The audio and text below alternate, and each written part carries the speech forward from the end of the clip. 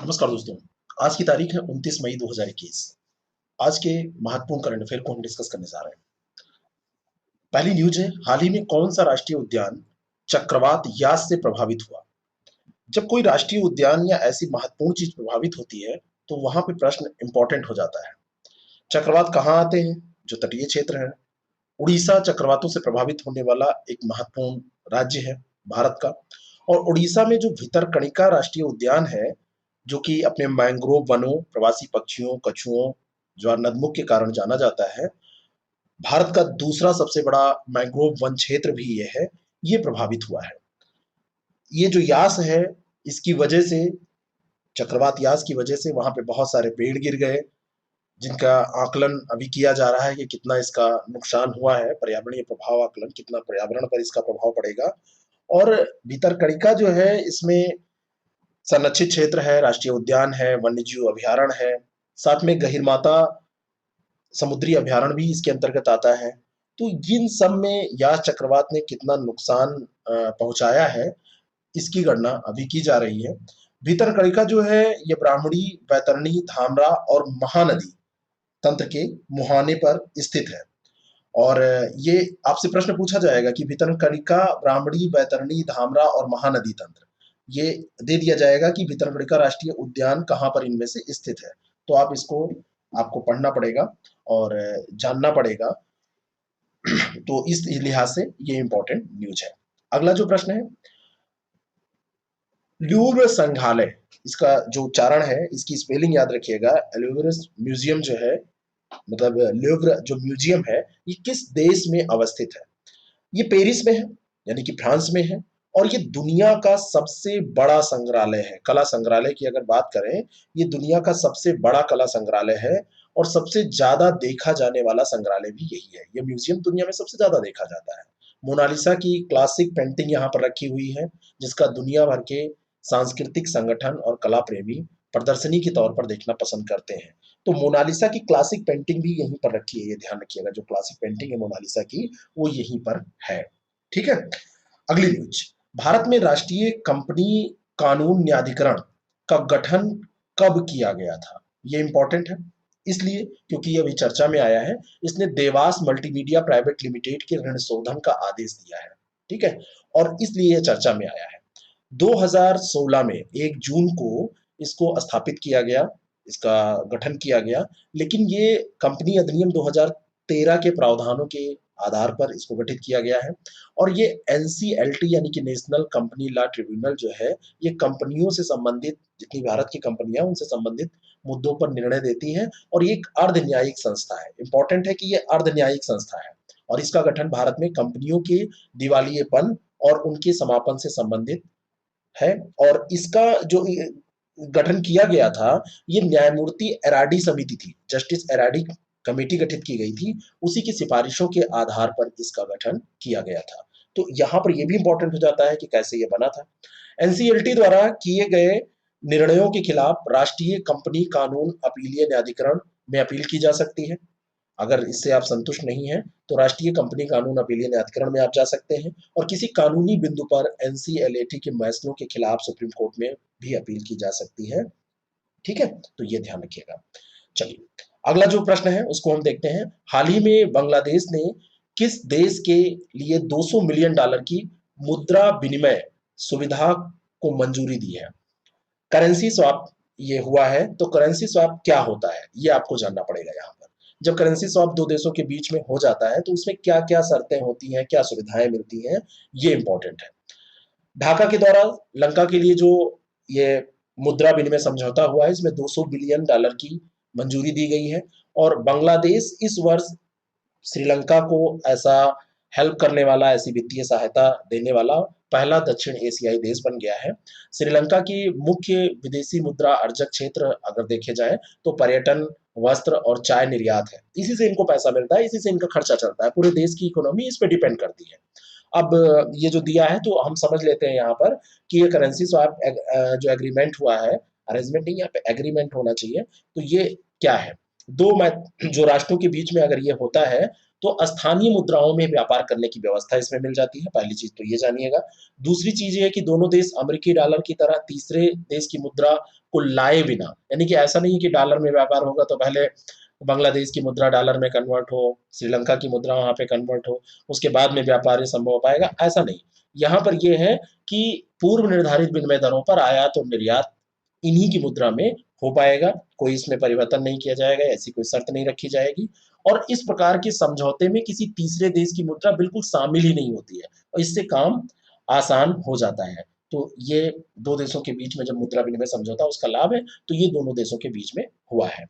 हाल ही में सीरिया में चौथे कार्यकाल के लिए किसी राष्ट्रपति के रूप में फिर से निर्वाचित किया गया। चौथे कार्यकाल के रूप में ये फिर से निर्वाचित हुए हैं। पिछले 19 वर्ष से, सॉरी आप कह सकते हैं 21 वर्ष से, ये 19वें राष्ट्रीय के तौर पर वहां पर अब काम करेंगे। 2000 से ये सीरिया के राष्ट्रपति हैं, ये ध्यान रखिएगा। बशर अल असद वर्ष 2000 से ये वहां के राष्ट्रपति हैं। और इन पर अभी आरोप भी लगाए गए कि चुनाव ना तो स्वतंत्र था ना निष्पक्ष था, इतने लंबे समय से कोई बना हुआ है तो उसका प्रभाव होता है, ये सब आरोप लगाए गए। लेकिन अब इनको नियुक्त कर दिया गया है तो फिर से ये राष्ट्रपति के रूप में कार्य करेंगे। और सीरिया के बारे में अगर बात करें तो पश्चिमी एशिया में स्थित है, भूमध्य सागर इसके पश्चिम में है, उत्तर में तुर्की है, पूर्व में इराक है, दक्षिण में जॉर्डन है, दक्षिण पश्चिम में इसराइल है, लेबनान है, इन सबसे इसकी सीमा मिलती है। यहाँ से ये प्रश्न आपका पूछा जाएगा, इसको देखिएगा मैप में। और उपजाऊ मैदानों, ऊंचे पहाड़ों, रेगिस्तानों, इन सब चीजों के लिए जाना जाता है। और धर्म की अगर बात करें तो अरब, तुर्क, आर्मेनियाई और मैंडीनियन, ग्रीक, असीरियन, इस नाम को मानने वाले लोग, सुन्नी, ईसाई, सलाफी, यजीदी, ये सब पाए जाते हैं वहाँ पर। अरब यहाँ का सबसे बड़ा जातीय समूह है और जो सुन्नी है ये सीरियाई भूमि पर सबसे बड़ा धार्मिक समूह पाया जाता है। तो ये सब ध्यान रखिएगा, इसके बारे में कभी भी विशेषता आपसे पूछी जा सकती है। निम्नलिखित में से किस महिला ने माउंट एवरेस्ट की सबसे तेज चढ़ाई का रिकॉर्ड बनाया? सबसे तेज गति से चढ़ने वाली कौन बन गई है? 26 घंटों में ये चढ़ गई। और ये कहाँ की है ये भी इंपॉर्टेंट है, अलग से ऐसा भी पूछा जा सकता है। तो ये हांगकांग की पर्वतारोही है, नाम इनका song in hung. Song in हंग 26 घंटों में दुनिया की सबसे ऊंची जो चोटी एवरेस्ट है उस पर चढ़ गई। 25 घंटे 50 मिनट के रिकॉर्ड समय में इन्होंने, मतलब अगर एग्जैक्टली बात की जाए तो 25 घंटे 50 मिनट में इन्होंने चढ़ाई की है 8,848.86 मीटर की ऊंचाई पर ये स्थित एवरेस्ट जो पर्वत है वहां पर चढ़ाई की। कितनी बड़ी बात है। 2017 में सांग जो थी ये शीर्ष चोटी पर चढ़ने वाली पहली हांगकांग की महिला बनी थी, मतलब हांगकांगी पहली थी ये। और उन्होंने नेपाली महिला फुंजो झांगुम लामा का 39 घंटे 6 मिनट का रिकॉर्ड था उसको तोड़ दिया है, बहुत अंतर आ गया। 39 घंटे 6 मिनट और 25 घंटे 50 मिनट। ठीक है, तो ये ध्यान रखिएगा, इंपॉर्टेंट है। माउंट एवरेस्ट के बारे में बात करें, कुछ स्पेशल फैक्ट देखें तो वो समुद्र तल से सबसे ऊंचा पर्वत, हिमालय के महालंगुर हिमाल उपश्रेणी वहां पे पड़ती है, उसमें ये स्थित है। अगर आप ये ना जानते हो तो ये जान लीजिए, इंपॉर्टेंट है, पूछा जा सकता है। चीन नेपाल सीमा इसके शिखर बिंदु से होकर गुजरती है।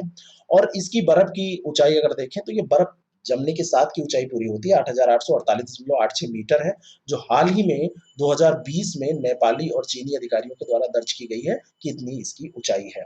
और आपने ये भी सुना होगा कि इसकी ऊंचाई बढ़ती रहती है, बढ़ती जा रही है। अंतर्राष्ट्रीय एवरेस्ट दिवस किस तिथि को मनाया जाता है? तो ये 29 मई, आज ही के दिन मनाया जाता है 29 मई को। और काठमांडू, नेपाल और एवरेस्ट क्षेत्रों में यहाँ पर जुलूस, स्मारक कार्यक्रम ये सब आयोजित किए जाते हैं। 29 मई को चुनने का कारण क्या था ये भी आप जान लीजिए। न्यूजीलैंड के Edmund Hillary, sir Edmund Hillary ने एवरेस्ट पर चढ़ाई की थी, 29 मई 1953 की बात है। और नेपाल के तेंजिंग नोर्गे शेरपा ने भी इनके साथ चढ़ाई की थी। और इन दोनों लोगों ने 29 मई को चढ़ाई की थी, इसीलिए 29 मई को अंतर्राष्ट्रीय एवरेस्ट दिवस मनाया जाता है। माउंट एवरेस्ट के बारे में अगर बात करें तो 8,848.6 मीटर इसकी ऊंचाई। नेपाली भाषा में इसको सागरमाथा, तिब्बती में इसको चोमोलुंगमा कहते हैं। तो अगर आपको सागरमाथा और चोमोलुंगमा दोनों पूछा जाए कि इसको कहते हैं, हाँ तो ये बिल्कुल सही है, इसको कहते हैं। और यहाँ पर एक चीज और इम्पोर्टेंट है, आपको जानना चाहिए कि 1830 से 1843 तक भारत के सर्वेयर जनरल जॉर्ज एवरेस्ट थे, उन्हीं को श्रद्धांजलि के रूप में इस पहाड़ का नाम एवरेस्ट के रूप में रखा गया था, उन्हीं को श्रद्धांजलि देने के रूप में। तो ये इंपॉर्टेंट फैक्ट है आपके लिए, ये भी ध्यान में रखिएगा।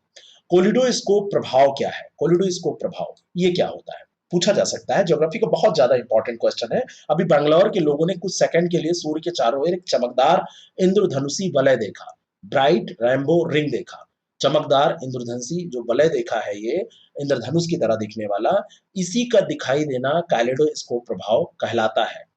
22 डिग्री गोलाकार प्रभामंडल के रूप में भी इसको जाना जाता है। 22 डिग्री गोलाकार प्रभामंडल, सर्कुलर हैलो के रूप में इसको जाना जाता है। और सूर्य के चारों ओर, ये कभी-कभी चंद्रमा के आसपास भी ये आप देख सकते हैं। तो अगर आपसे पूछा जाए केवल सूर्य के, तो नहीं, चंद्रमा के चारों ओर भी कभी-कभी दिखाई देता है। मून रिंग या विंटर हैलो उसको कह देते हैं।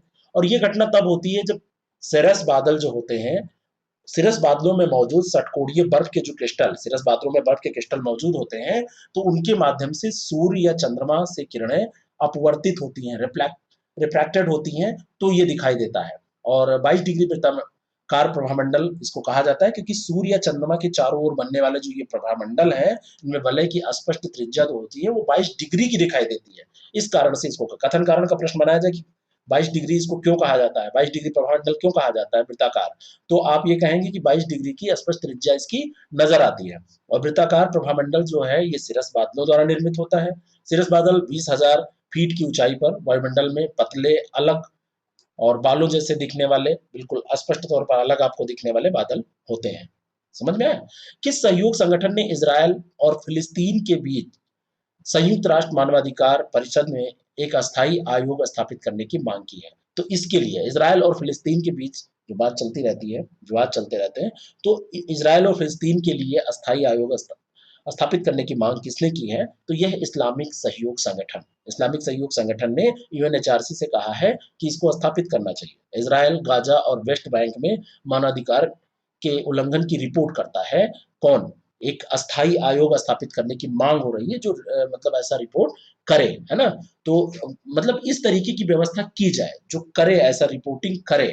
प्रस्तावित अस्थायी आयोग एक स्वतंत्र अंतर्राष्ट्रीय जांच आयोग है और इसकी नियुक्ति यूएनएचआरसी के अध्यक्ष द्वारा की जाएगी। और ये आयोग इजराइल और फिलिस्तीन में मानवीय और मानवाधिकार कानूनों की उल्लंघन की रक्षा करेगा। ठीक है, तो ये ध्यान रखिएगा, इसने कहा है आईओसी ने, इस्लामिक सहयोग संगठन ने।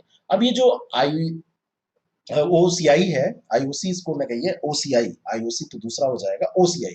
तो ओसीआई के बारे में अगर हम बात करें, ओसीआई जो है ये 57 राज्य इसमें शामिल हैं और संयुक्त राष्ट्र के बाद दूसरा सबसे बड़ा अंतर सरकारी ये संगठन है।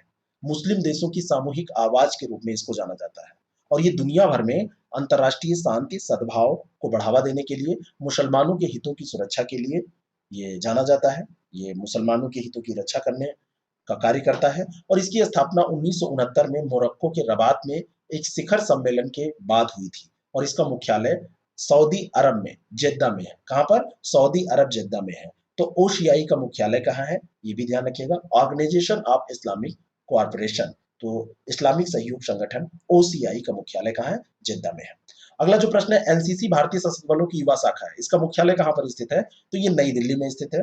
नेशनल जो कैडेट कोर है, और अभी इसने एक मोबाइल ऐप लॉन्च किया है, डॉक्टर अजय कुमार जो कि एनसीसी कैडेट को आधार सूचना और प्रशिक्षण सामग्री प्रदान करने के लिए इन्होंने एक ऐप लॉन्च किया। डॉक्टर अजय कुमार ने, रक्षा सचिव हैं ये, और DG NCC mobile tracking app, तो इसी कारण से ये चर्चा में आया है।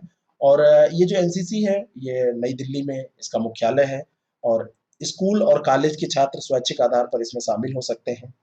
ये एक त्रिसेवा संगठन है जिसमें सेना, नौसेना और वायु विंग शामिल होती हैं और एनसीसी देश के युवाओं को अनुशासित और देशभक्त नागरिक बनाने का कार्य करती है। सैक्सिंग डुई शहर में 6 बलि के गड्ढे खोजे गए हैं। ये शहर कहाँ पर स्थित है? तो ये शहर स्थित है आपका चीन में। चीन में जो ये शहर है, यहाँ पर 500 कलाकृतियां मिली हैं, सोने और कांसे के मुखौटे मिले हैं और ये एक प्राचीन चीनी शहर है जो बीजिंग से लगभग 1500 किलोमीटर दक्षिण पश्चिम में स्थित है।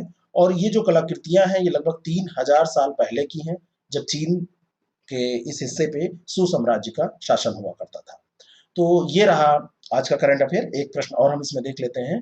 ये अभी एक राज्य है जिसने रैली या आंदोलन के दौरान प्रदर्शनकारियों द्वारा संपत्ति का जो नुकसान होता है उसकी वसूली के लिए अधिनियम लागू किया है।